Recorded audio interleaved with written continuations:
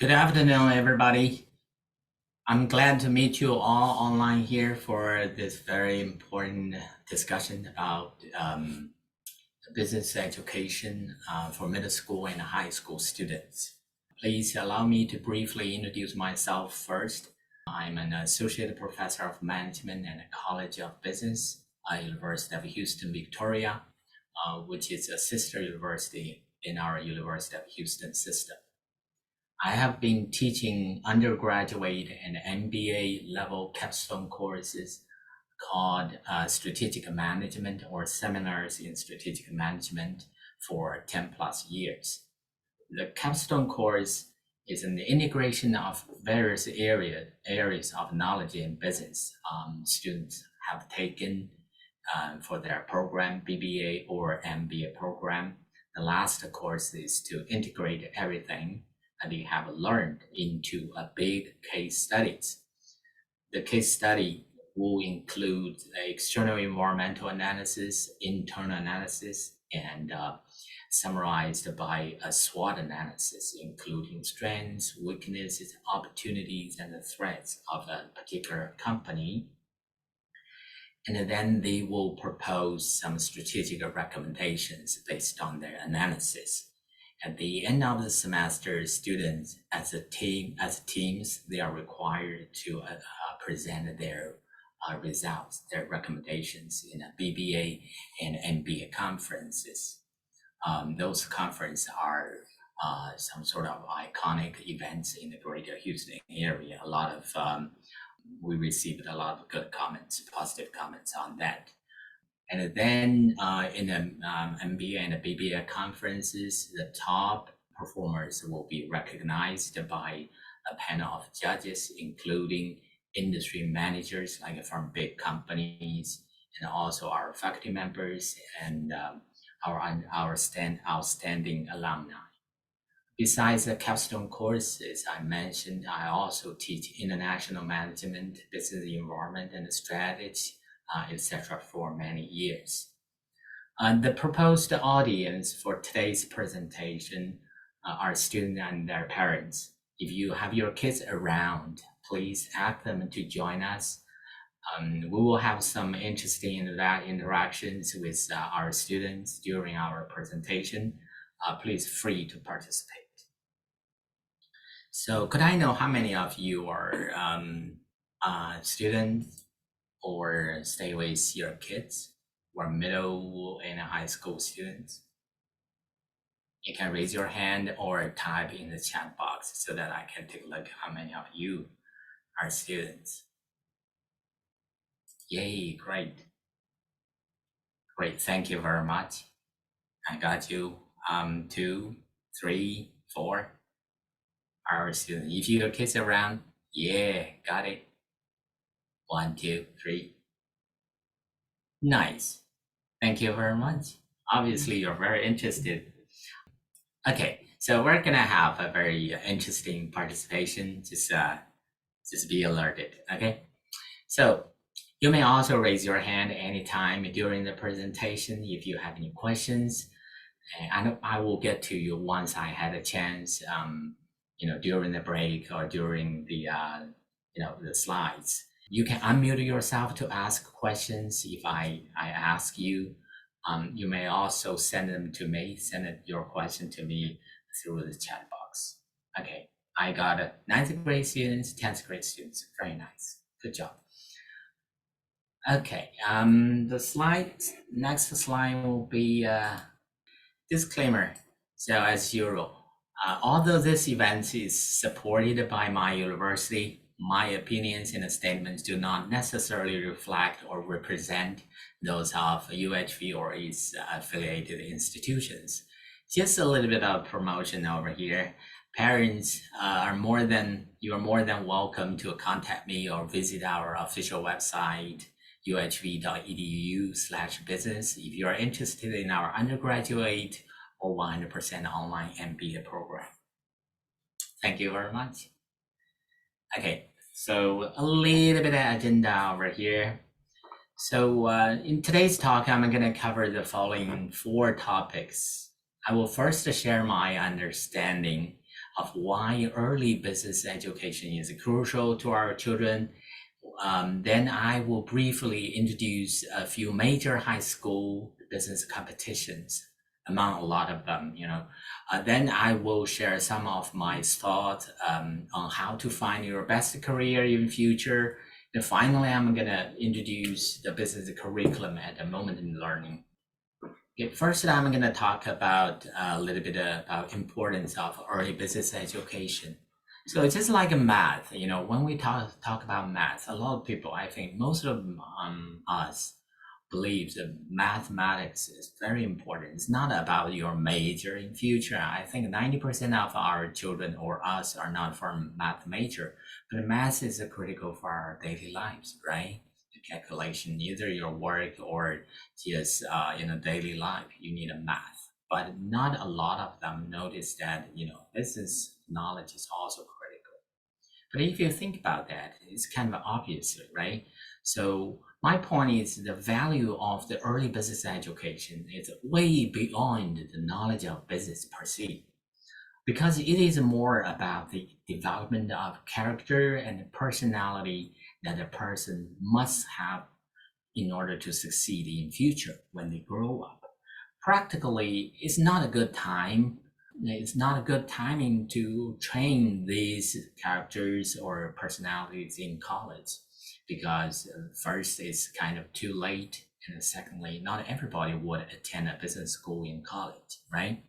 So benefits of a whole person development through the business education include the items I list on the PowerPoint slides, but it's kind of more than that. I mean, definitely you can find more about the benefits. For example, business education can help students develop an entrepreneurial mindset, the risk taking, right? And also planning ahead of the business, the practice, foster creativity and enhance problem solving skills and critical thinking abilities. So normally you need to find opportunities around the reality. You need have the insights about reality and through your systematic analysis. By learning business principles, we can explore innovative ideas or novel way to solve the real problems and identify the problem and opportunities. As I will discuss a little bit later, the more important character or personality or valuable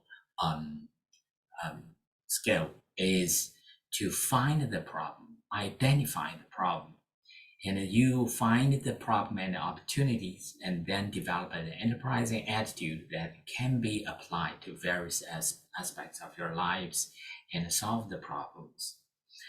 We learn about, for example, through the business education, we learn about the financial literacy, budgeting, managing personal finance, and making informed financial decisions. And these skills can be used in our daily life.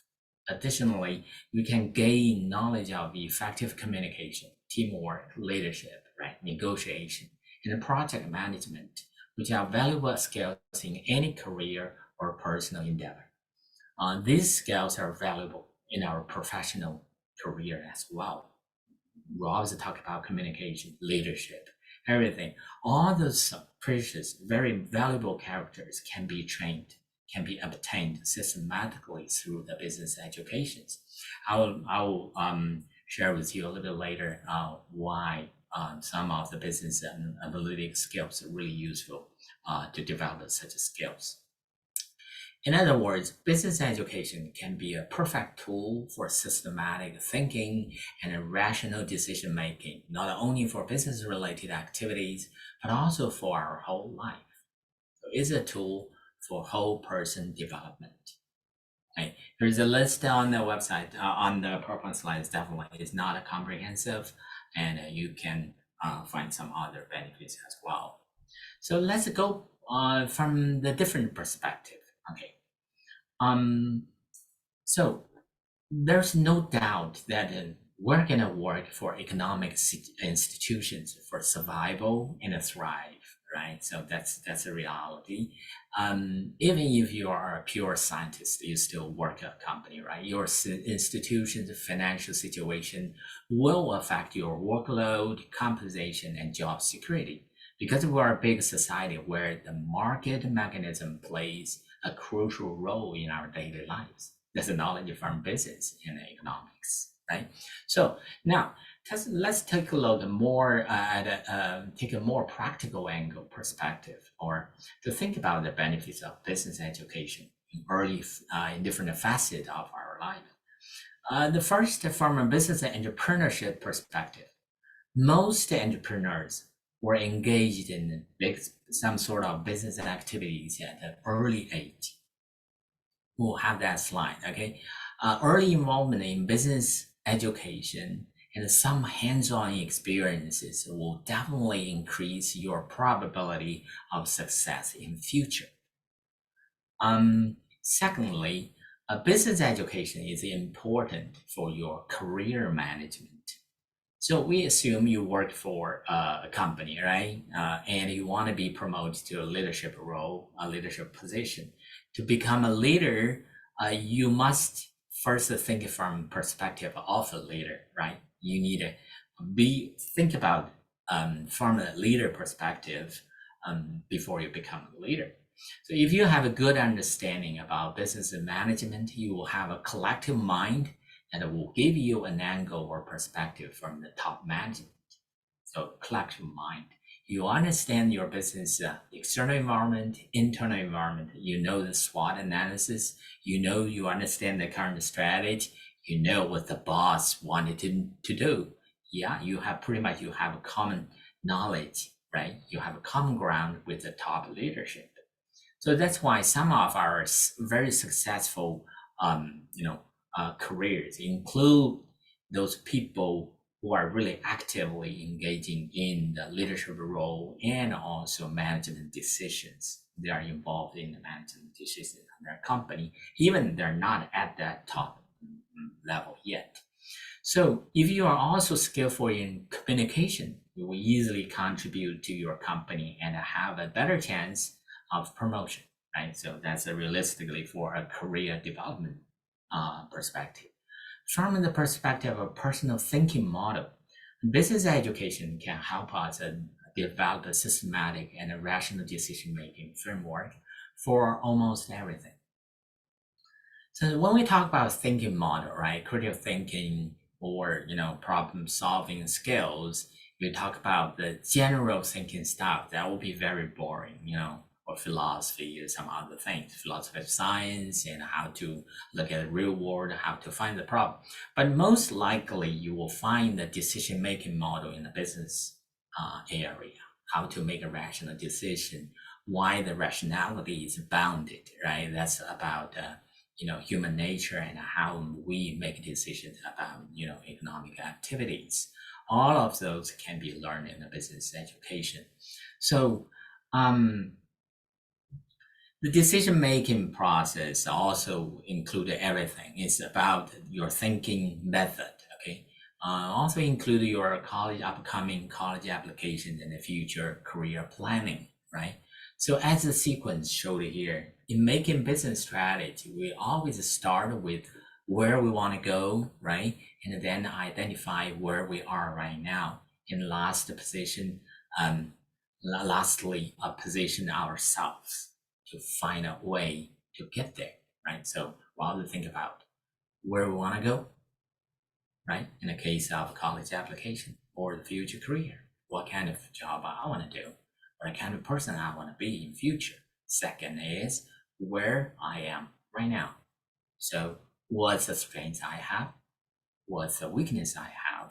What the threats or anybody else better than me then could be competitive for this position or for this career. And then you want to develop a plan to get there, right? To how to get there. So that's analysis is a strategic management and decision-making model. The fourth perspective is our daily life and family. Besides love, a sustainable financial situation is a determining factor of family happiness and stability. and nobody denies that. Here comes the benefits of business and finance. With a good knowledge in finance, you can have better skills in dealing with the budgeting, banking, insurance, mortgage, investment, retirement, tax, and estate planning, right? So the fifth perspective is wealth creation. This is also obvious, right? So a successful business entrepreneurship can make you a millionaire or billionaire in a couple of years. That's possible. You take a look at the story of those famous entrepreneurs. Even if you work for a large company, um, those careers involving a more managerial role will get better paid, right? If you're a manager, normally you'll get better paid. If you're a physician or freelancer, then business knowledge can help you manage your business more efficiently and effectively, right? You know how to manage your staff in your office, right? So that business knowledge is definitely a plus, a big plus for your career. And lastly, if you have a family business to inherit, it's so nice. Congratulations. However, you're better to train yourself to be a good decision maker with some business education. You don't really need to go attend business school in college, but you should be exposed to business as early as possible. This is a business intelligence. Somebody say business intelligence. There are different meaning of that, but the business intelligence like a business quotient, like IQ, EQ, BQ, somebody or BIQ, whatever. But we do need that kind of intelligence to be. A lot of people say they are born to be a leader, but most likely they have trained in the early period of their growth. So we had a lot of good and bad examples of family business, how to grow your family business for a better future. So in summary, business education is about an integrated framework and a set of tools to solve problems in a rational way. It is about thinking style. The necessity of business thinking is like that of mathematics in our daily life. They are equally important, I believe. Okay, for example, some very useful theories, right, and models in management that we can use in our daily decision. Not only about where we are, where we go, where we are, and how to go there. We also have like a VIRN model. So how to evaluate your competencies, like your job security, right? So if you are valuable, that's a V. If you are imitable, that means nobody can imitate or just copy what you have. And if you are, nobody else can, you are rare, that means there are not a lot of candidates like you. And also you are non-substitutable, then that means your position is quite secure. You know what I'm saying? So, and another theory called core competencies model. This is also good for your personal development to find your core competencies and find a career that's most suitable to you. And also we have resource dependency theory. It's about like, hey, how to manage the collaboration with others, or sometimes how to deal with the conflicts. You need to analyze your resource dependency. It's very interesting. We'll touch that, in our course curriculum. And another one, as I said, is SWOT analysis, right? The following slide is about a few examples of early business entrepreneurs. Some famous entrepreneurs. I would like to name those people, like you to name those people based on the information I provided. You can type your answer in the chat box or just say it. Can you recognize them?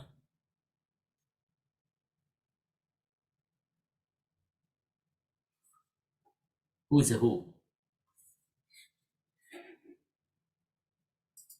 You can put it into the chat box.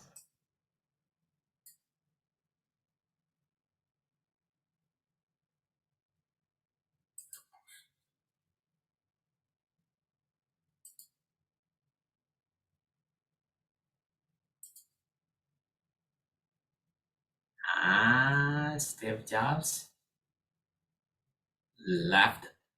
Ah, Steve Jobs is number one, the first on the left. Yes, that's right.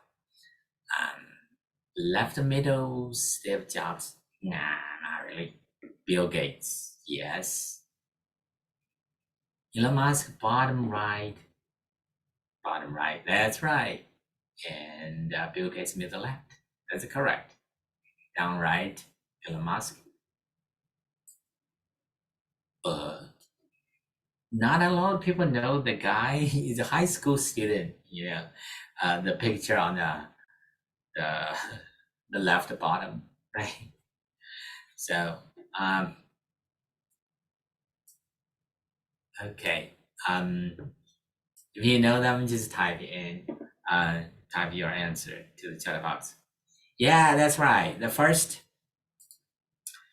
person on the left, top left, is Steve Jobs. Is iconic. That's a hairstyle, right? Steve Jobs' first business, hey, was selling blue boxes to allow users to get free phone service. At that time, I mean, still illegal. The AT&T, they have the dialing machine, so basically they use a different, frequency of sound. Do do do do do do do. If you know that, actually the old style of the phone, and it's still you can if you use iPhone, normally you can set up the different frequency for different number. They just convert. Steve Jobs used a blue box to convert that, so basically you can type and get to the system to hack the system. But they resolved the legal battle. I think AT&T tried to sue Steve Jobs. But anyway, they do blue box and sell the blue box. Got a very interesting. Yeah, Warren Buffett on the top right. That's right. Top right guy, the little boy, was Warren Buffett. He was inspired by a book, 1,000 Ways to Make $1,000. So $1,000 at that time, in his time, it's a really, really, high value. I mean, $1,000, but now probably like $10,000 right now. So I don't think there's a book of 10,000 ways to make $10,000. But when he was 7, actually, much of his early life, childhood, early years was he lived with entrepreneurial ventures, selling Coca-Cola magazines, chocolate, all that stuff. And the middle left is Bill Gates. At the age of 15, yes, Bill Gates and his friend went into a business together called a travel data computer program that monitor traffic pattern in Seattle. They netted $20,000 for their efforts. That's a lot of money. And if you take a look at how Bill Gates made the DOS system, how Bill Gates had business deals with IBM, you will know this early business is not about his programming skills, is his business skills actually made him very famous and made him become an early entrepreneur and early successful businessman. So very interesting. You can take a look at that. And Elon Musk, yes, that's right. In the bottom right, Elon Musk at the age of 12, he created a space game called Blaster. You can see the continuity, right? Elon Musk now is not making games, but still see blasters. So that correlation or similarity between his big toys like SpaceX, right? So there's a lot of continuity. When you grow up, and what you're fascinated now, it will be the target of your future career. And that's a computer game, and he sold it for $500. That's a really good incentive, right? So the bottom left part is Michael Dell. This is high school. I believe this is his high school yearbook photo. I believe he did not want this photo to be, circulated, in public. When he was in high school, he got a job selling newspaper subscriptions. After figuring out how to target an untapped customer base, he made $18,000 in 1 year. He was admitted to UT Austin, but in the first few years, he found he's not really interested in the curriculum. And somebody's chat in the box. Yeah, bottom left is Michael Dell, the founder and the CEO, current CEO of the Dell computer. Okay, Michael Dell. And he was born and grown up in Houston. He graduated Houston Memorial High School. And he's not really kind of programmer or hardware engineer to be or computer scientist to be a computer manufacturer.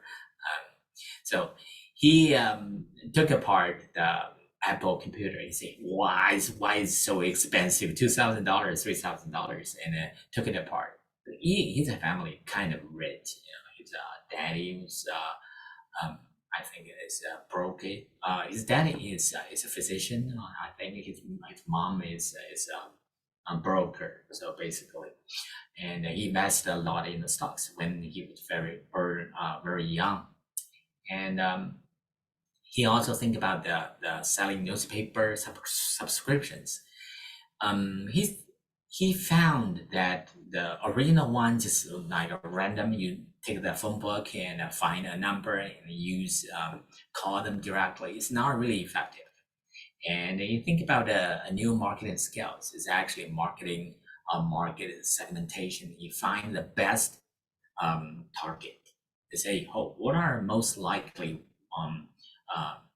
people who will subscribe to the magazine, who's selected. So this is a marketing strategy, right? So basically you need to find it's called precision marketing, right? So we do have that. So this is business mentality. It's not really about computer sciences to make most of them are not really based on the hard sciences, but based on the business. If you take a look at it, take a close look at their experience.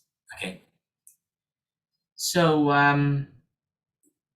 next one. This is a little bit harder. Next slide. Now, who is this person? Definitely not a lot of people will know this person. I mean, recent story, very recent story. Yeah, nobody?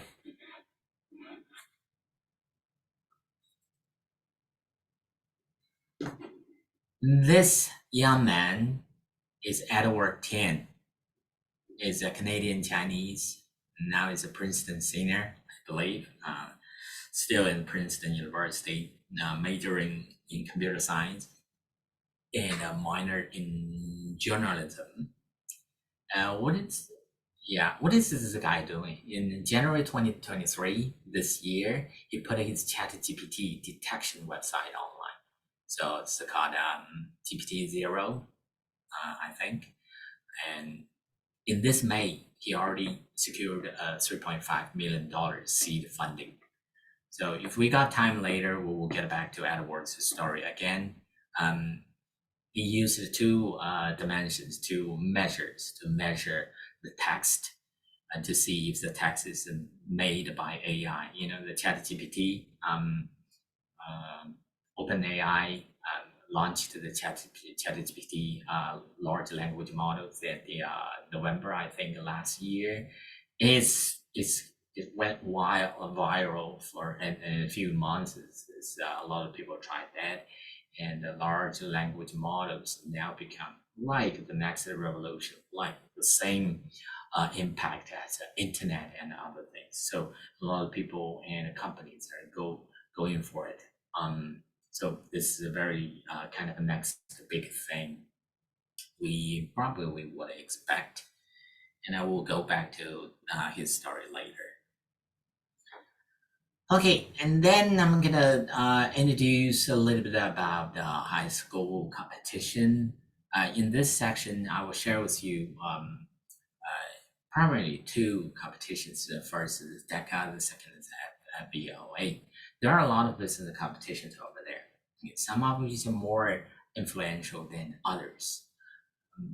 The large DECA and FBLA are among the largest business competitions with the maximum involvement of high schools.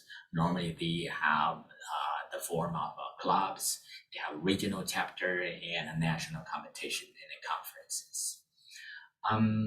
And then after the brief description, introduction, I will share my opinion about what to compete and their role in your college application and career development. The first large high school business competition is DECA. DECA is a club type involving school-related activities. DECA competition is also based on your school. So if you don't have a school club, then probably you are not able to attend the DECA competitions. But you can always initiate that something by open or organizing a DECA club at your school. And they have chapters, region, and national level events like conferences, workshops, and competitions. And DECA major competitive events include objective tests and certificate programs. So basically, you do multiple choice questions in business in different area, and then if you scored 80 or higher, you will get a certificate. And also another big part, which is more interesting and valuable, is the business plan competitions. DECA primarily involves 5 categories of business. DECA is more focused on business than FBLA. Business management and administration, entrepreneurship, finance, hospitality and tourism, marketing, and personal financial literacy. All the business planning events are based on real companies. That is good. So they want you to pick real companies. Also have a written report and oral presentation during the competition. So basically the same format as our BBA undergraduate and graduate courses. In most of business schools, they will have this. You need a presentation part, you need a report part, PowerPoint slides, everything. You can find more information on DECA competitive events on their annual DECA guide. You can find the 23-24 guide. I think probably they're gonna come out in September next month. So currently they have 2022 to 2023 guide. I don't think there will be a lot of changes on that. It's really a lot of content over there, but very clear, very intuitive. So here is a typical guidelines of 2 typical DECA business plan competitions. They're basically very similar in terms of the structure and the organization. You're always starting from environmental analysis, or the big thing, big picture first. And then you identify the problems. For example, one of the DECA projects I reviewed is about, in India, the environmental context, of India. So their healthcare system, the distribution of population, and that is not provided with sufficient healthcare, physicians, and then they identify the problem, right? So we need to take care of the people, how to deliver affordable and quality health care to those people living in rural area. So that's a problem, right? That's a big problem, right? Multi-billion-dollar problem. And then you need to find a solution to that, right? So you elaborated the solution before planning the marketing and sales. Then your solution could be, hey, let's use the online version, right? Let's do online certificate. So doctors should be trained for online virtual visit for most of the people. And based on the numbers, for example, 80% of the symptoms are really mild.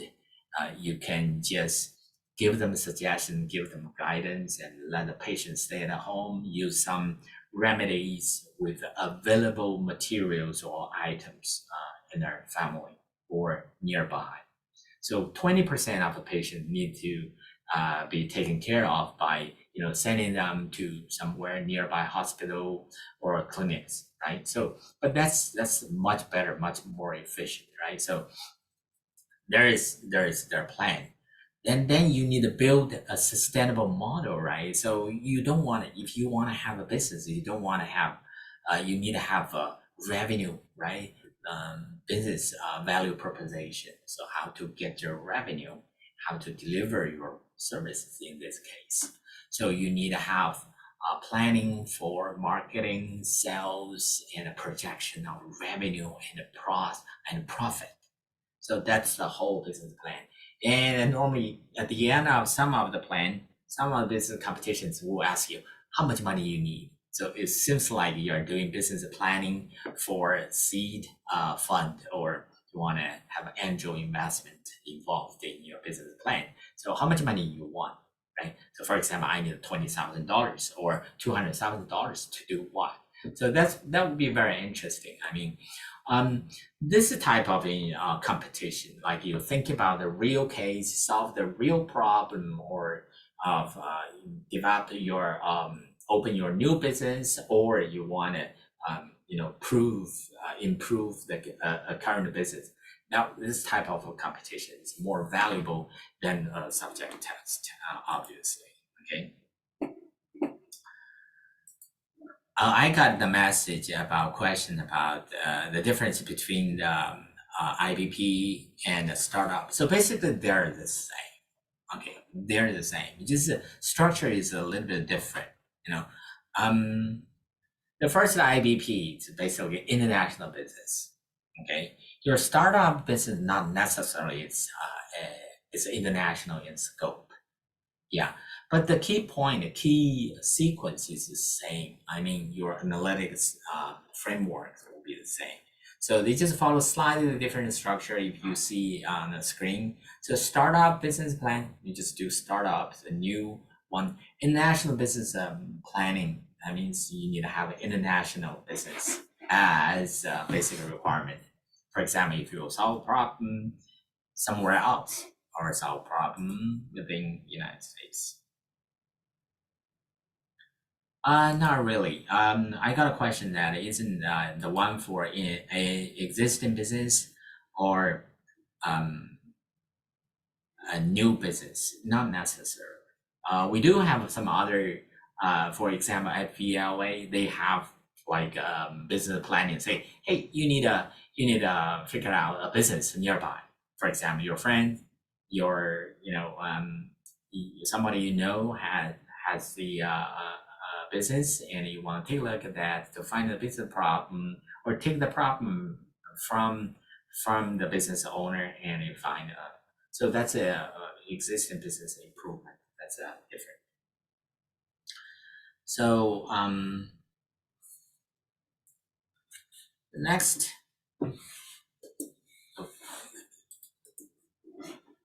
is about the FBLA, the second largest business competition. FBLA stands for Future Business Leaders of America. It's a similar size, I mean, in terms of students members as DECA in the United States, and it runs in a similar structure, but it covers more disciplines, as I said, than just business. FBLA has 19 categories, including business, multimedia, graphic design, broadcasting and journalism, social media strategy, and public speaking, etc. FBLA has 4 major events, including objective test, similar to DECA's, production test, assessing hands-on ability, case study event, and the presentation event, including business plan, business financial plan, e-business. Business financial plan, they're pretty much similar, but they only focus on one financial part of the business. Okay,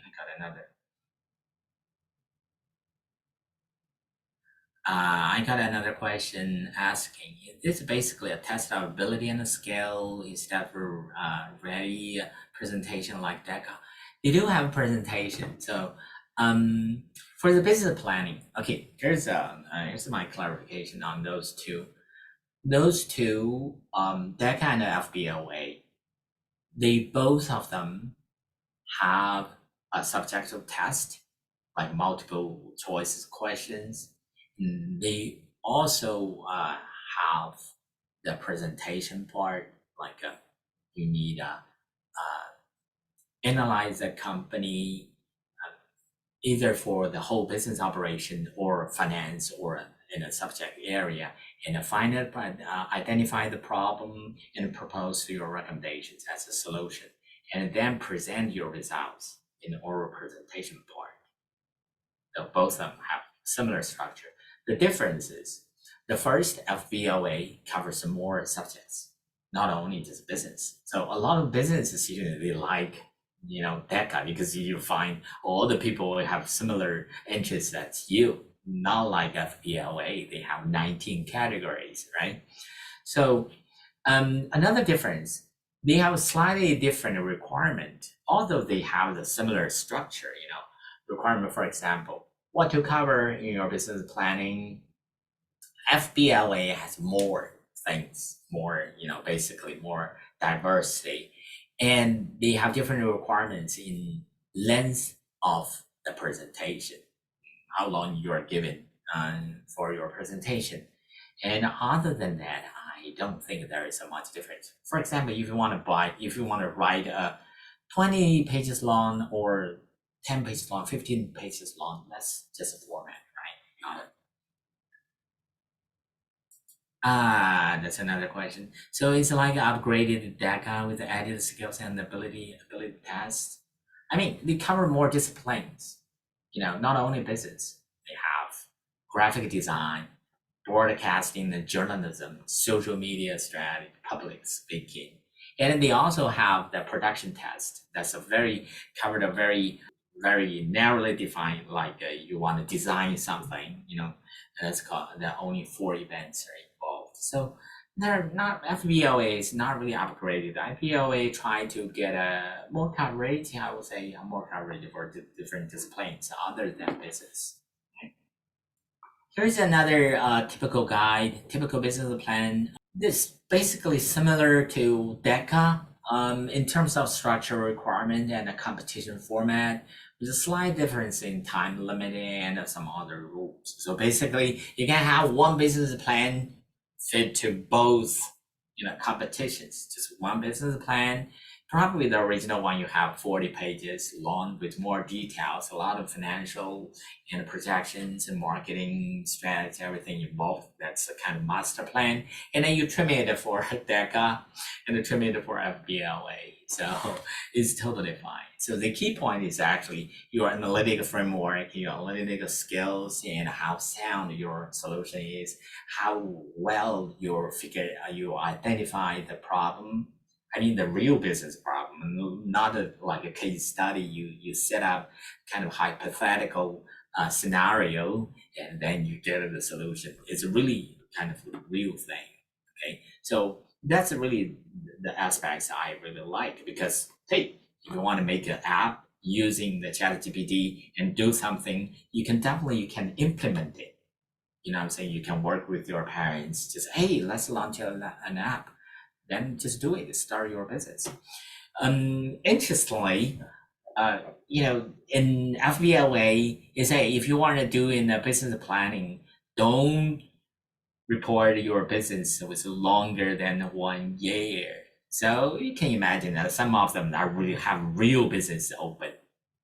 I think that's a beautiful part of these competitions. We will discuss a little bit later. What's the point if you have your successful business, follow your business plan, everything's good, everything growing very fast, but you did not win based on the competition, based on in the competition based on your business planning, then probably they are wrong, you're right, right? So there's a kind of a subjective part, and I will discuss a little bit later. So the true value over here, you obviously can use your, a business plan to do the real business. So let's do the next page. We do have some other Oh, sorry, you can still find the FBLA information on their official website, and it's really comprehensive. Let me check for another check.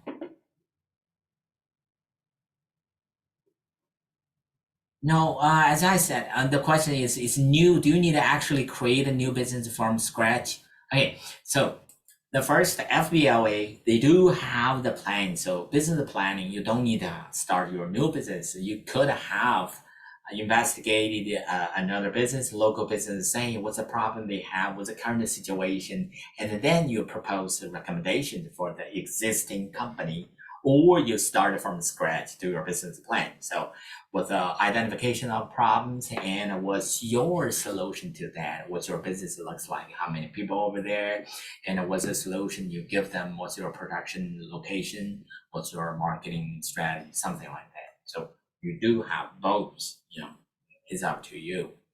And another is about the business planning and the real business. Okay, you don't really need to show them, hey, here's my registration for my new business, and here's my accounting results for last year. You don't have to. It's a kind of thought game. You just give them your idea, your planning. That's how the business planning works, right? So when Steve Jobs and Steve Wozniak and another founder, they give like two pages of business plan, really handwritten. It's really look at them, not that good, not in good shape, and put it to the and sent to some of the venture capitalists in Silicon Valley.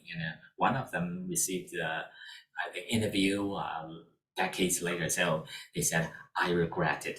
I regretted it a lot." So basically, they just give you the two pieces of papers with their plan. So, are you gonna invest? Are you in or not? So basically, in a competition case, the judges will evaluate this is planning. Say, oh, is it sound? What's the probability of succeed to succeed in future? So that's the planning part. You don't really need give them your evidence of a real business. Okay. So here are some other, because there are quite a lot of business competitions over there. You may wonder what the best or most prestigious competitions are, considering that attending business competitions takes a significant time. So there are some other competitions over here. You can take a look at they are open to different age group, or different requirement or scope, geographic scope. Some of them are actually worldwide. So you can take a look at it. Some of them are really regional, and even Rice University has the business competition. That's for invitation or only. You want to submit your business plan to them. They will screen from the submissions, and the final winner will get like $10,000 or $30,000. So it's very interesting. And University of Houston had similar competition as well. So the fundamental value of participating in high school business competitions lies in promoting interest, fostering teamwork, developing leadership skills, and even finding future partners. So that's okay, because there are a lot of competitions over there. So my suggestion is to take some exploration on those competitions first before you have, whole effort in.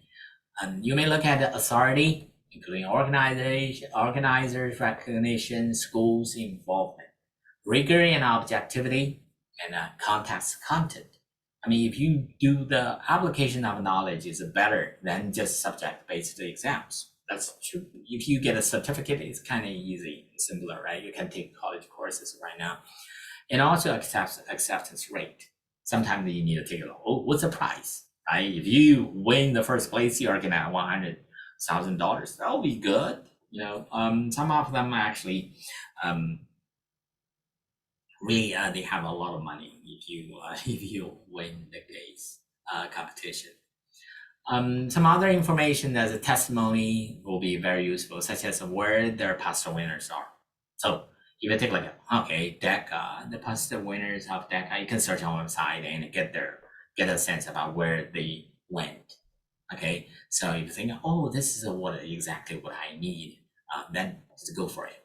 Otherwise, oh, probably it's not as intuitive as simple, right?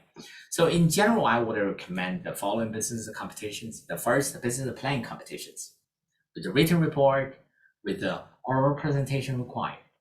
The second, competition with a broad participation base. A lot of people participate, not just 10 groups, we pick 3. Okay, so I mean that means the value of that is not that good.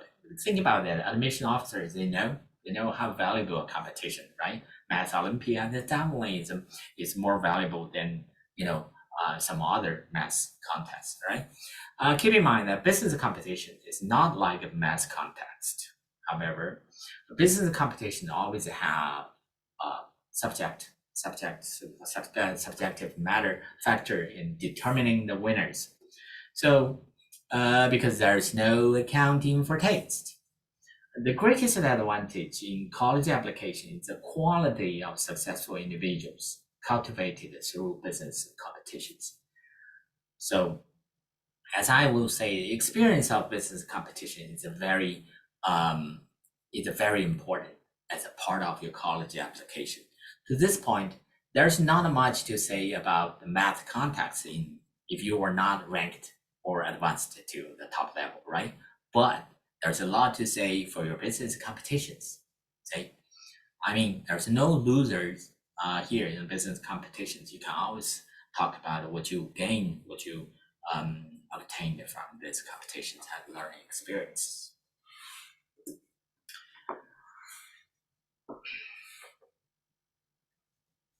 Okay, winning in the business competition will definitely help in your college applications.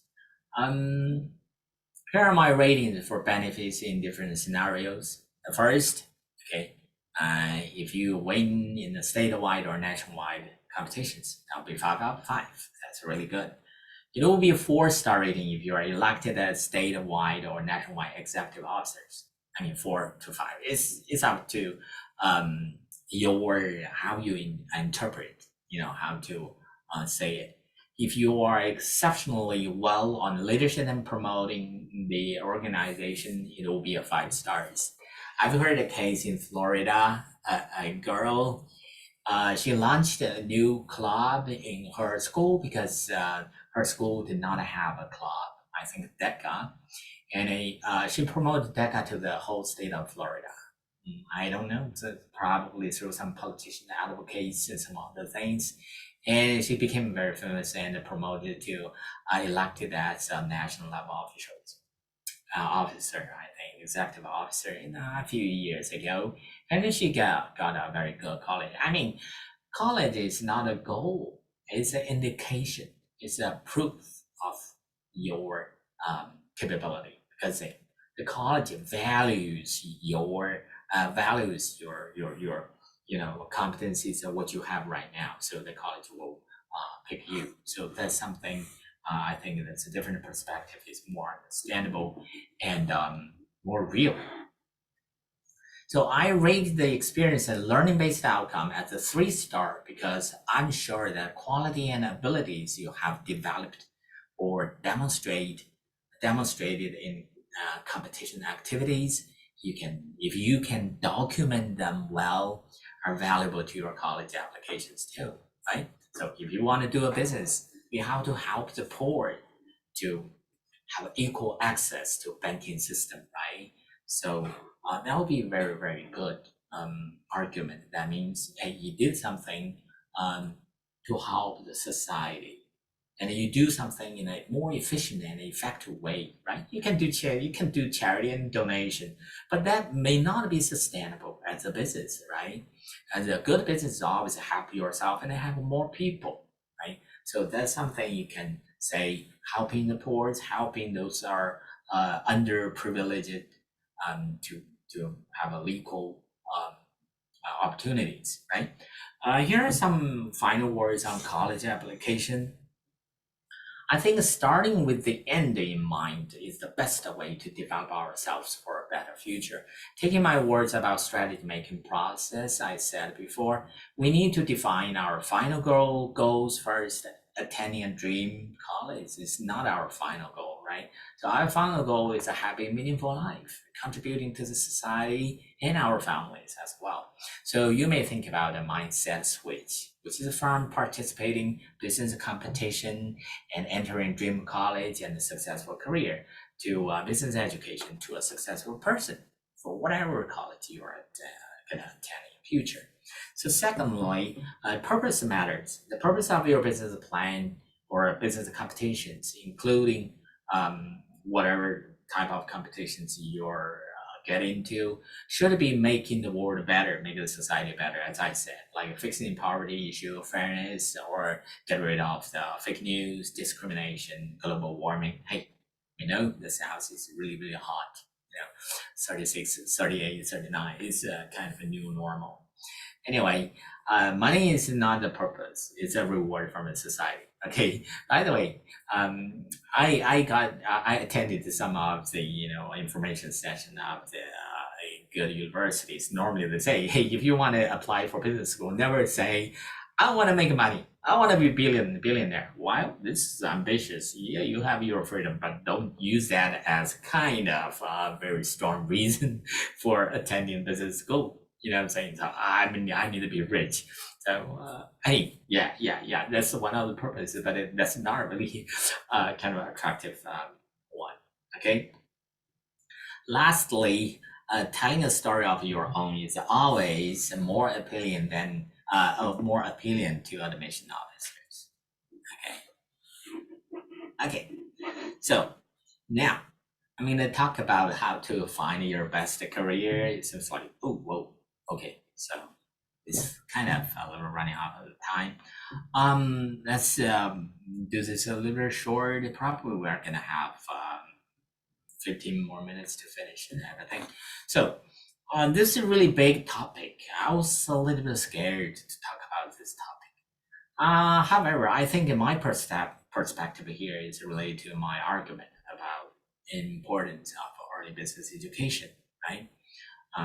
And also, I just want to share with you my opinion, okay, my thoughts. I would say being a system integrator with your business mindset and technology foundation is the best bet for many of our students, many of our children, or many of us. So what is a business mindset? A business mindset is to find the problem with your insights of the market and the reality, and with your people-oriented perspective. And technology builds the foundation for providing a perfect solution to the problem. So I don't think we can talk about the business without touching the technology in the current time, because the current society is knowledge intensive. You cannot get your first bucket of gold by selling newspapers like Warren Buffett. That time is past. Will not come back. Never. You cannot do the newspaper subscription like Michael Dell.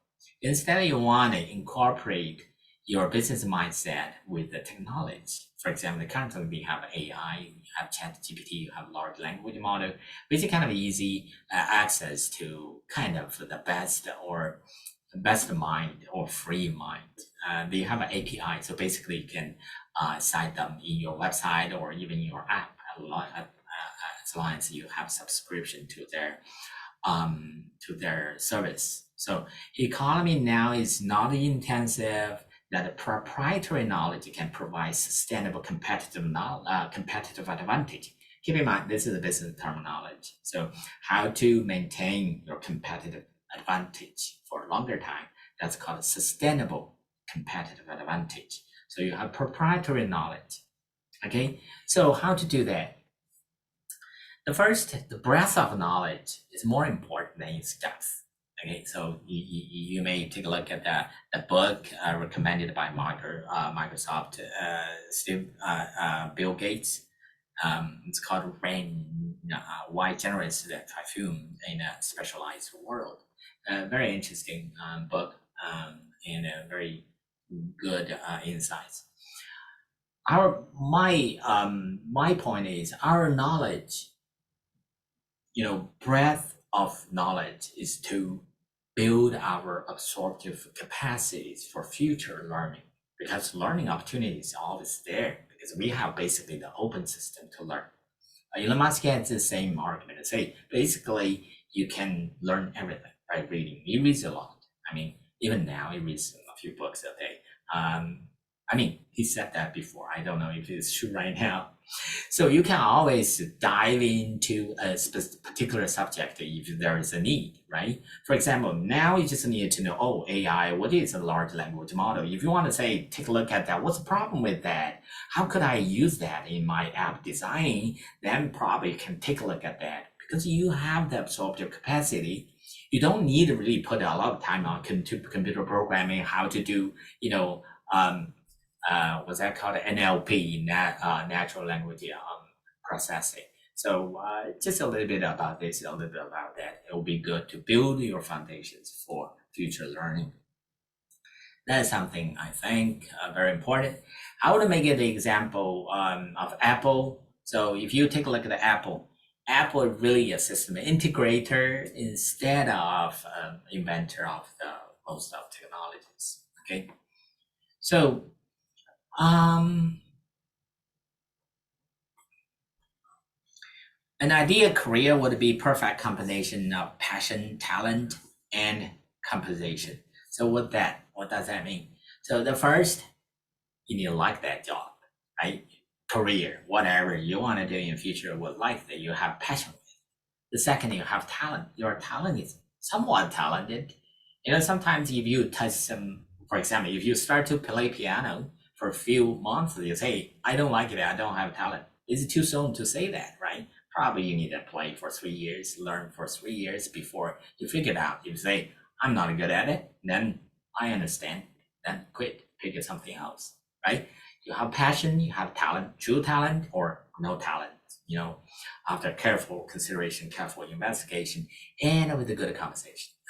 At least you need to have 2. The best will be have 3, all of them, right? So there are a lot of things you can think about this, but the passion is the most likely the key. You can think about Marcus Zuckerberg in his case of the Facebook. It's a very interesting. Okay, so here's another interaction slide and some fun stuff. So this is about a trend of Asian CEOs in American companies. There is a good trend for Asian CEOs, but not so far for African American or Hispanic and Latino population in the United States. And immigrants founded 55 American unicorns, and immigrants from India top the chart by a lot. Okay, so do you know the answer of those guys' name? Do you know some of the famous Chinese American CEOs?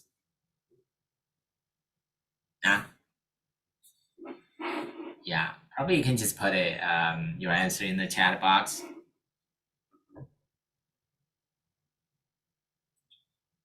Yeah, I know we have a lot of Indian-born CEOs, born and raised in India. CEO of Adobe, I would say Adobe is one of the top companies in graphic design, publishing industry, and CEO of Microsoft, Satya Nadella, right?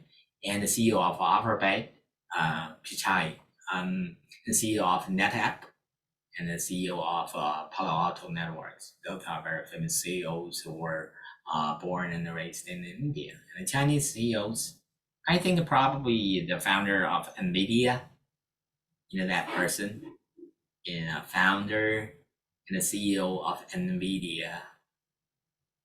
This is Jason Huang, right? Jason Huang, CEO and founder, is really famous. He used to be one of the richest person. Top 3 or top 5, right? And we have CEO co-founder of Yahoo. That's Jerry Yang. Okay, CTO and a co-founder of YouTube. It's not really that famous. Called Steve Chen, born in Taiwan and raised in the United States, and he is now in Taiwan. enjoy his life. He actually have some business to do. Very funny, very interesting. And Jason Huang, the CEO and founder of NVIDIA, and also CEO of AMD, Lisa Su. Lisa Su is a lady. And CEO and founder of Zoom, his name is Eric Ren. He was born and raised in mainland China. Zoom was very popular. The stock price is really was performance really good during the pandemic. And also we have CEO and a co-founder of DoorDash. It's Tony Xu. Okay, so it's very interesting. So at our 10, because of time limit, I don't want to get more details on Edward 10's challenge. My conclusion is I hope he can take, business as a minor when he was in Princeton, or he received some business education when at a younger age. So probably he knows well about where to go and what's the next step he wanted to go.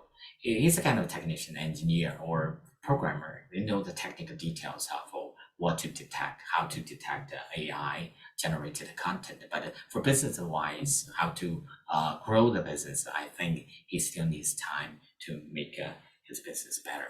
Okay, so like Mark Zuckerberg, at the beginning, he was not really good. He was almost kicked out by the board of directors of Facebook. Okay, here comes a little bit of introduction of entrepreneurship and business planning courses.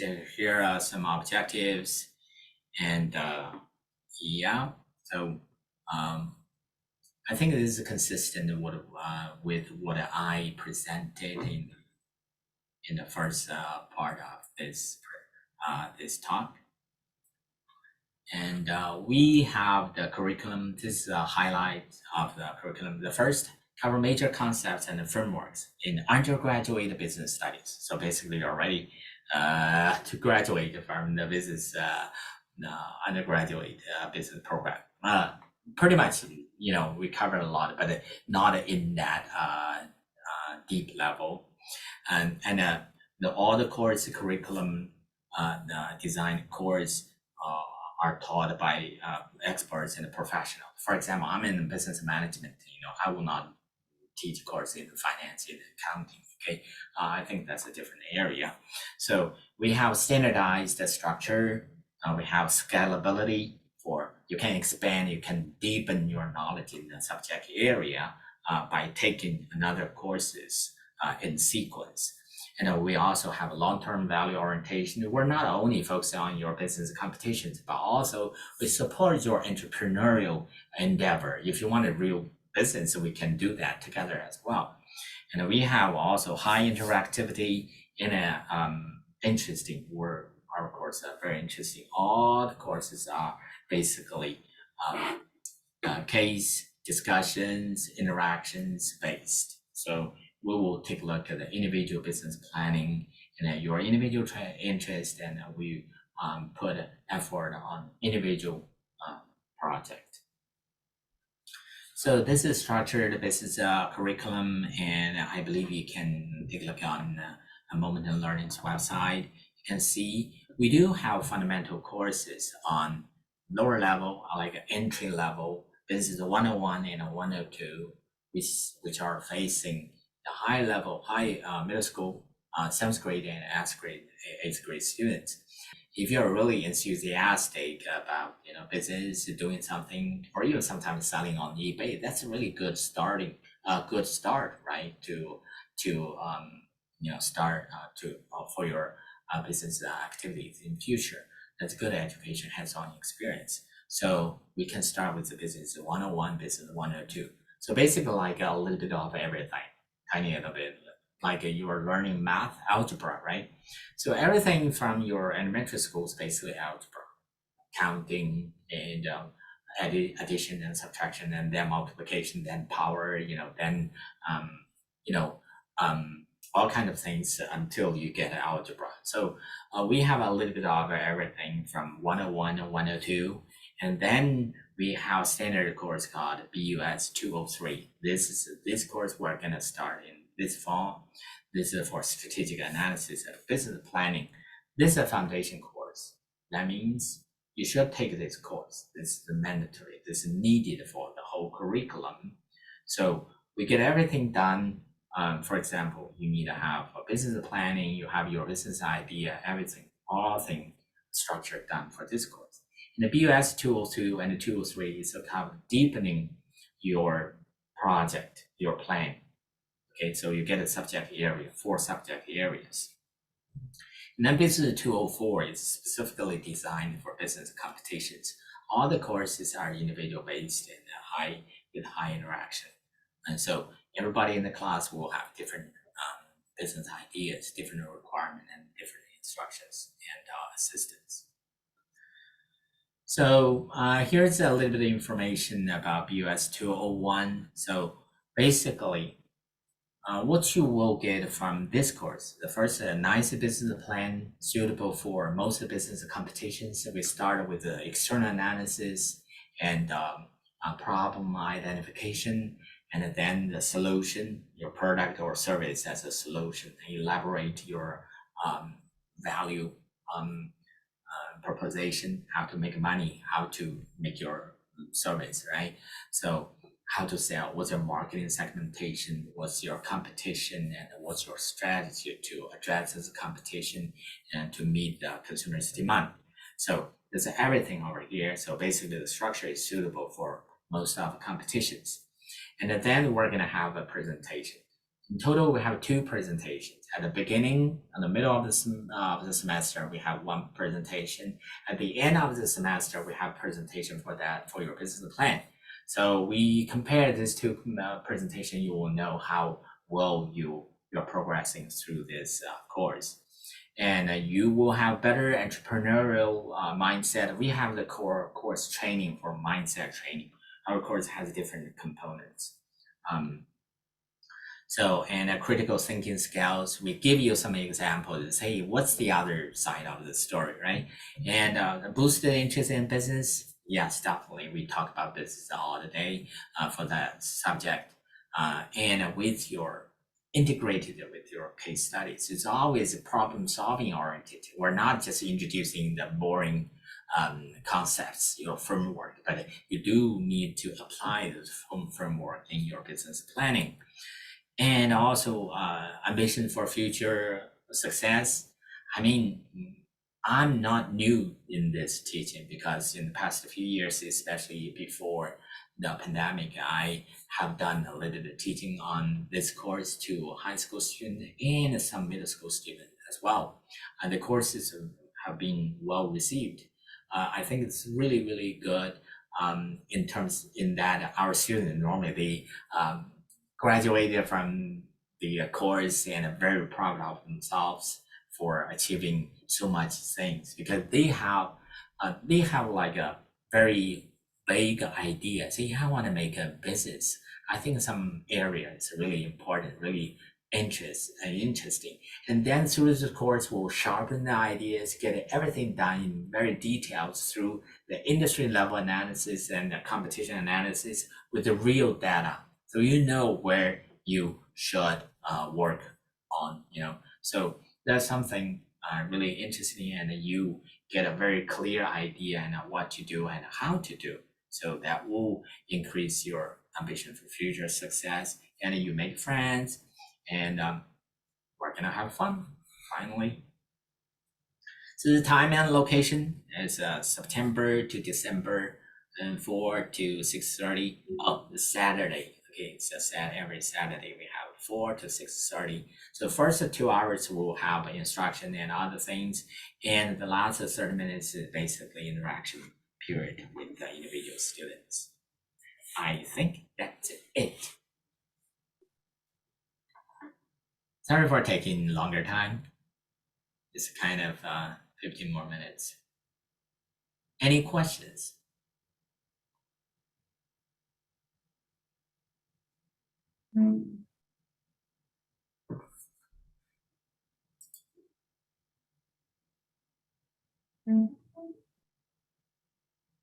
Sorry, I cannot hear you. Can you type?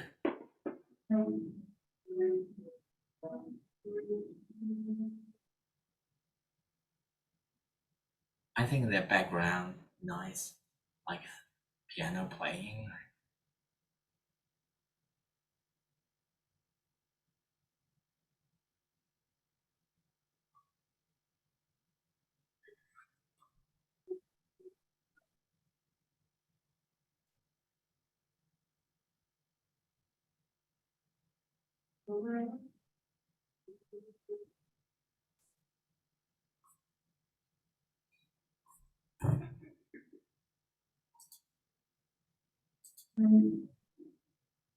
Sorry, I don't really hear you.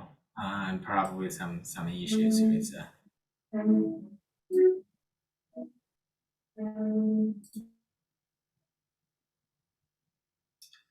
Okay, if there's no any question, Sorry, thank I you. just typed a Okay, I typed a sure. question in chat. Okay, sure. Thank you. Sorry. Okay, I got it. I got the question. Is there any other nonprofit organization you recommend for join during high school to get involved with business?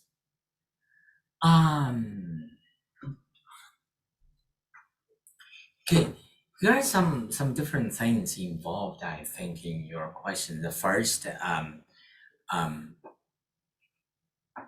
getting involved with the business of nonprofit organization. If I reorganize your question, I would say that's a practice based, right? You want to build your experience of leadership and serving the community with a nonprofit organization. Now, one way to do that, you can always search for nonprofit organization in your area. Supposedly, you can reach by driving. You have in-person connections. Um, an easy way probably you can contact any like clubs, the charity organizations which your school is involved. Okay, take a look at that.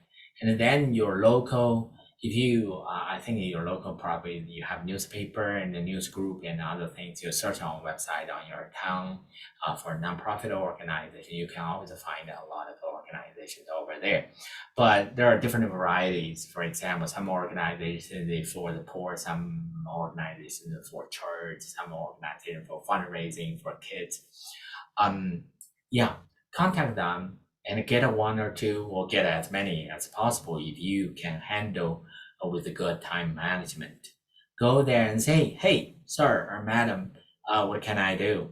I'm enthusiastic in serving the community through your work. I mean, there's always in our town there are multiple organizations. One of them are cleaning the environment. So basically you go to parks, go to other places just to pick up trash. So that's a good experience as well. You have people over there, and you can always initiate a kind of program at your school. You can organize it. Okay, environmental reservation. Yeah, yeah. Okay, thank you. Environmental conversation, what's that called? Conservation, to build a team and work there. And normally, you need to have a nonprofit organization who who is eligible to give you a volunteer. Sign your volunteer team. Normally, your school has a volunteer hours, the form to fill out. The organization should be eligible to sign. How many hours have you do for last month or last year or this year? You need to sign that and you get that so that it can be your official record. Okay, thank you. No problem. Yeah, I got another question. Can you send the link of this PowerPoint to us somewhere? Yes, definitely. Probably I can send to the WeChat. I think this presentation is recorded, so you can always go back to find the recordings to watch from the beginning to the end. Okay. Any other questions? Okay, if no other questions, I will see you next time. Thank you very much for joining us for this, and sorry for being a little too long. And have a nice weekend. Bye bye.